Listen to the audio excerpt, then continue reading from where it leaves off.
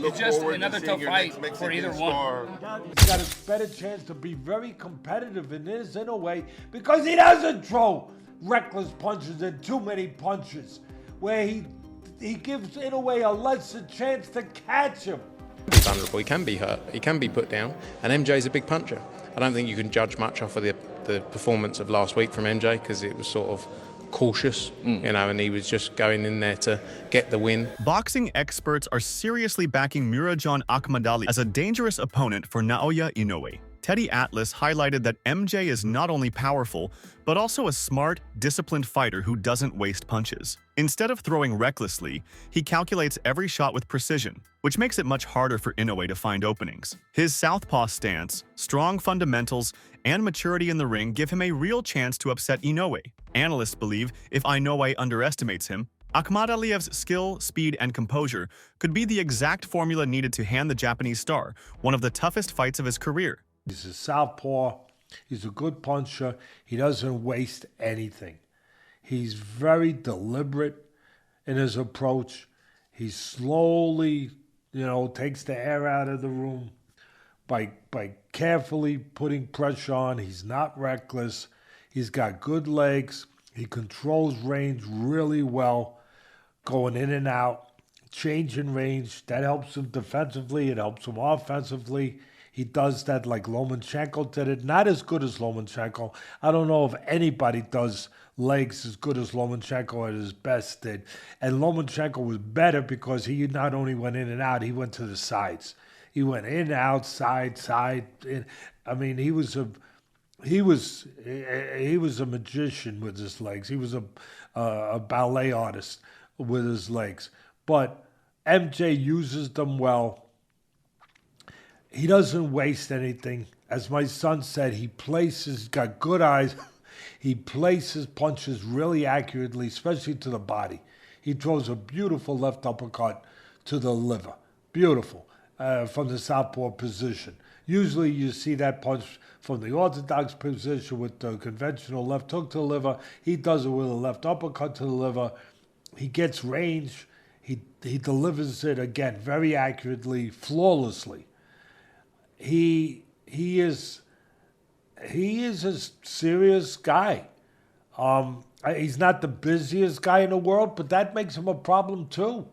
I kind of laughed. One of the commentators, I don't know who the guy was, but the blow-by-blow guy, I had to laugh when he said, "Oh, hey, this will never work against Inoue." What are you talking about? Why? He's got to throw more punches for you to give him a chance against Inoue? Where did you get your boxing diploma from? What school was that? I'd like to know. So he's going to have a better chance, in your estimation, to beat Inoue because he should be throwing a lot more punches. Joel Diaz emphasizes that Murodjon Akhmadaliev truly stands out in the super bantamweight division. As a southpaw, Akhmadaliev brings natural angles and unexpected movement that trouble conventional orthodox fighters. Diaz highlights MJ's rare combination of speed and strength, noting that his punches land with precision and effect, not merely force. Additionally, his footwork allows him to control distance, pivot away from danger, and create openings from unconventional angles. According to Diaz, facing Akhmadaliev won't be a straightforward matchup. His unique stance, calculated aggression, and athleticism ensure that even elite opponents must carefully prepare. In a fight with Naoya Inoue, Diaz believes these traits could turn what many view as a mismatch into one of the toughest challenges of Inoue's career. Expect to see AJ adapt or be outmaneuvered entirely. Joel, we just talked about you did save Cinco de Mayo boxing. Congratulations. Now that you know Inoue from Cardenas, you have MJ, who's next. Is that going to be here or is it going to be Tokyo? Do you know? They talked about Tokyo. I think it's going to be over there. I think it's more electric here because we can go. But now, I wish it was here. I know. With what you learned and with Cardenas learned, is it going to be easier to be able to train MJ, or do you think Inoue is going to come in differently? Well, it's a different style. It's a different fighter. Cardenas is a right-hander. MJ is lefty. Their both styles are different. Thank you so much. It's just another tough fight for either one. I mean, MJ is tough. He's strong. He's disciplined. I mean, he has great timing. He has better footwork. Cardenas, don't get me wrong. Cardenas is very, very smart with his defense. on avoiding getting hit. But I mean, I don't think it's going to be easy for either or. Yeah. And it's not going to be an easy task, even though I share the ring with Inoue already. It's not, because Inoue is very smart. He's very athletic, and I mean, his timing, his volume is overwhelming. Analysts warn that if Naoya Inoue underestimates Murodjon Akhmadaliev and treats the bout as an easy fight, it could be the biggest mistake of his career. The concern isn't about talent. Inoue's skills are undeniable, but about mindset and preparation. Experts highlight a critical advantage. Akhmadaliev is trained by Joel Diaz. That experience gives Diaz's team unique insight into Inoue's tendencies, what works, where he's vulnerable, and how opponents can exploit those truths. Analysts argue that this shared training lineage is perhaps the most important factor in the fight. Inoue must remain disciplined, avoid overconfidence, and treat MJ as a legitimate, highly prepared challenge, or pay a steep price. Naoya Inoue admitted that MJ Akhmadaliev may possibly be his strongest opponent yet, and that there's no shame in admitting that his plan is to stay vigilant and be extra cautious. Inoue, who's known to always pretty much win via knockout, admitted that for this fight, it's okay to win via decision, suggesting that being reckless and letting his guard down is definitely a big no-no, especially considering that Akhmadaliev's trainer is the same guy who trained Ramon Cardenas, the fighter who fought and scored a knockdown against Inoue this past Cinco de Mayo. Once again, this fight will be for the undisputed junior featherweight title, and if Inoue wins, he's expected to fight again on December 27th and will be headlining a Japan versus Mexico card in Saudi Arabia. Now, this will mark Inoue's official Riyadh season debut in the Middle East, as well as the last fight for Inoue before he and fellow Japanese pound-for-pound Junto Nakatani meet early next year. Teddy Atlas praised Murodjon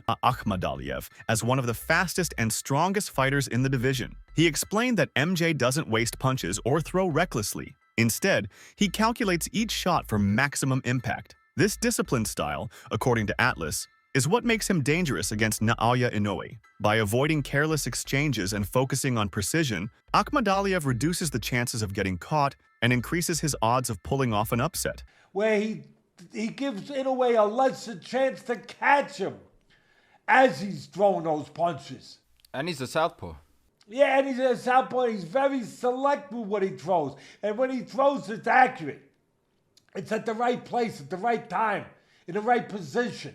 He's not throwing, like you say, more punches where he might throw from too far away or too many in one spot, where Inoue, who's great at timing guys, would time him in between a fourth punch. Inoue won't have that opportunity because this guy is selective. He is smart. He is calculating. That's what gives him a chance. That's the opposite of what whoever he was. The opposite. That's what gives him a chance for me. Eddie Hearn sparked debate in the boxing world when he suggested that Naoya Inoue was ducking a showdown with Murodjon Akhmadaliev. According to Hearn, Inoue had been informed that Akhmadaliev was the most complete and dangerous fighter in the division, yet the match never materialized until now. The promoter insisted that MJ has long been the most avoided boxer in the super bantamweight class, someone with a high-risk and low-reward profile for the stars at the top. By framing it as Inoue deliberately sidestepping the challenge, Hearn fueled the narrative that this fight is overdue. His remarks elevated Akhmadaliev's profile by portraying him as the man other champions didn't want to face. Inoue is straight ducking MJ Akhmadaliev. He's been ordered to fight him twice, right? He's had 2 gimme fights now instead of fighting Akhmadaliev.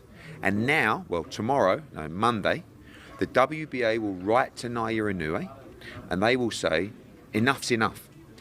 You have to fight Akhmadaliev next, or you will be stripped of your WBA world title. He has ducked Akhmadaliev twice after an order. Now he's getting ordered for a 3rd time, and he will give up his right as undisputed champion rather than make a mandatory defense against Akhmadaliev. What? Tell me a better fight at 122 than Inoue against Akhmadaliev. It doesn't exist. So you're ducking the best fight in the division. And I can't understand it. Like, and I don't even think it's just coming from the team. They don't like the fight. Gareth A. Davies, however, offered a counterpoint by questioning Eddie Hearn's assessment. He asked bluntly, Who is MJ Akhmadaliev that Naoya Inoue would feel the need to avoid him? Davies noted that while MJ is respected by boxing insiders, his name recognition outside of hardcore circles is limited. Inoue, on the other hand, is already a global figure, an undisputed champion who has fought and beaten elite competition while building a massive fan base. From that perspective, the idea of Inoue ducking someone less known seemed contradictory. Davies emphasized that Inoue is not in a position where he needs to chase validation. His accomplishments and reputation speak for themselves. By questioning Hearn's claims, Davies highlighted the gap between perception and reality in boxing promotion. To him, Inoue fighting MJ would be more about legacy and ticking off another dangerous opponent than about silencing critics. The exchange between Hearn and Davies reflects the two sides of the narrative, one promoting MJ as the avoided man, the other questioning whether such avoidance was ever logical. Akhmadaliev, who is Akhmadaliev? I know he's very seasoned and he's a brilliant fighter and very dangerous, but who is he? At this stage of Naoya Inoue's career, exactly that question, Gareth. Who is he? Naoya Inoue is number 2 pound for pound in the world, Mate, isn't he? Or 2 or 3. For the people that may not know Naoya Inoue, he's in the top 3 pound for pound. He's a 4 division world champion, 2 weight, 2 division, undisputed champion. Naoya Inoue, I'll tell you where he goes next. He's been light fly, super fly, bantam, super bantam. You know, he's gone through the divisions, winning world titles and getting undisputed, etc. Where does he go next? He moves up. He's just signed with Riyadh season. Yeah. The fight was there. It was a brilliant performance against Kim. Just showed his class, absolutely dominated and absolutely Don't call him on, I say, because Kim made a massive mistake, yeah, didn't Kim he? called him on, and the body shot was crippling, and then he landed a big right hand. The fight was over, but it was calculated. It was meticulous in that finish. It was brilliant. This guy is a modern great. He's called a monster because I think it's 26 knockouts from 29 fights now. He is so destructive. He's come up through the weight divisions, as you say, 4 weight divisions, not just winning world titles, but dominating the best in the divisions. He's stepping up to a 5th weight division. He's got the credence and the belief of Turki Al Sheikh now, who wants him to fight. Who did he mention? Nick Ball. And this is a fight we've been pushing for. I've been talking about it for a year. Stylistically, Ball is a squat, powerful pocket rocket who comes at you all night. Trainer Joel Diaz added another layer to the conversation by praising Akhmadaliev's versatility and pedigree. According to Diaz, MJ is bigger and more complete than Ramon Cardenas, the fighter who previously handed Inoue a tough night and even claimed a victory. Diaz argued that if Cardenas could cause problems, Akhmadaliev, who is stronger, faster, and more experienced, would be an even more formidable test. He pointed out that MJ has fought every style imaginable: pressure fighters, counterpunchers, slick movers, and power punchers. This broad exposure has sharpened his adaptability and given him the confidence to perform under different circumstances. Diaz described him as one of the greatest fighters in the current landscape, not merely because of his physical tools, but because of his seasoned ring IQ. For Inoue, who thrives on timing and precision, Diaz suggested that facing a fighter with such depth and experience would present unique challenges. The message was clear.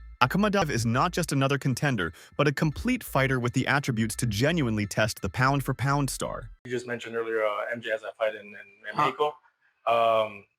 It's looking like a stay busy kind of fight. We've heard that the fight with Inoue is official. Is it confirmed? Well, they said it is. I don't know. I mean, they already announced it. They said it's September 14th. So. And now we see MJ and Ramon, good buddies. There's no animosity there. Yeah. They're always motivating each other. Half the time they don't talk really about common opponents. They're just they're just treating the shit the way they say it. What has MJ said about that fight, and how does he feel about his chances? Look, you're talking about 2 different fighters. Ramon is totally different from MJ. MJ is lefty. Ramon is righty. Ramon is a smaller than MJ. MJ is a bigger, solid, more solid fighter with more technique. He was an Olympian, remember.